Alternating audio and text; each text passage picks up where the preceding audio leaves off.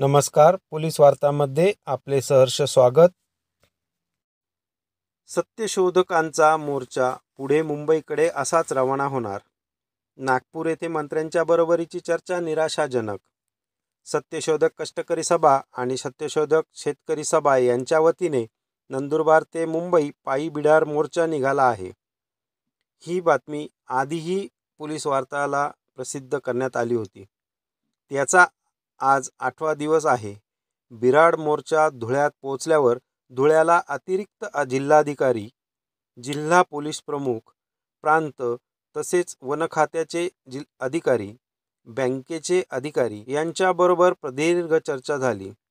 त्यावेळी जिल्हा संपर्क मंत्री गिरीश महाजन यांचे OSD जाधव हेही हजर होते। तेव्हा गिरीश महाजन यांच्या पुढाकाराने आदिवासी विकास मंत्री, आपत्कालीन उपाययोजना मंत्री, महसूल मंत्री, अर्थमंत्री यांच्याबरोबर नागपूर येथे चर्चा करण्यात येईल असे ठरले होते। त्याप्रमाणे अतिरिक्त जिल्हाधिकारी यांनी मोर्चेकरांना पत्रही दिले होते।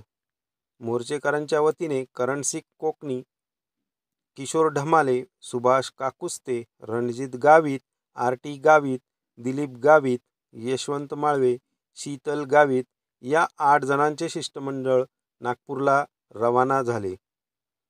या चर्चेत फक्त आदिवासी विकास मंत्री विजयकुमार गावित आणि त्यांचे खात्याचे सचिव, धुळे जिल्हाधिकारी, धुळ्याचे प्रांत, वन खात्याचे सब DFO इत्यादी हजर होते। आश्वासन दिलेले मंत्री चर्चेसाठी आलेच नाहीत। यावेळी आदिवासी विकास मंत्री आणि त्यांचे सचिव यांनी अपात्र दावे पुन्हा फेरसुनावणीसाठी घेण्यात येतील, स्थळ पाहणी करण्यात येईल आणि GPS मोजणी या संबंधातला कार्यक्रम निश्चित करण्यात येईल असे आश्वासन दिले।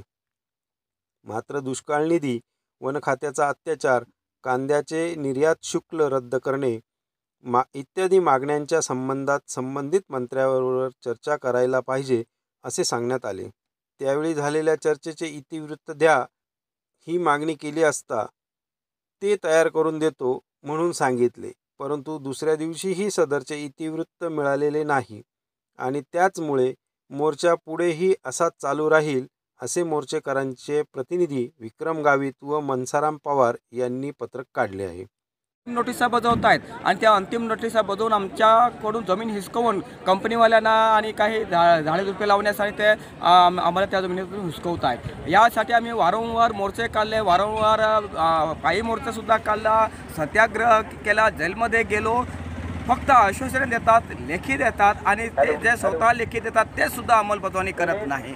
त्यामुळे आमचा हा प्रश्न आहे की या निकाल कोण लावणार? तर निकाल कोण लावणार? तर आदिवासी विकास मंत्री, महसूल मंत्री, त्याच्यानंतर वन मंत्री यांच्या हातात आहे। तर आम्ही त्यांच्या परत आम्ही जातोय आणि मुख्यमंत्री आणि त्याच्या राज्यपाल आमच्या इथं आले, महाराष्ट्र शासन दारी म्हणत, पण ते आम्हाला भेटायला वेळ दिली नाही। तर आम्ही आता जातोय त्यांच्याकडे भेटायला।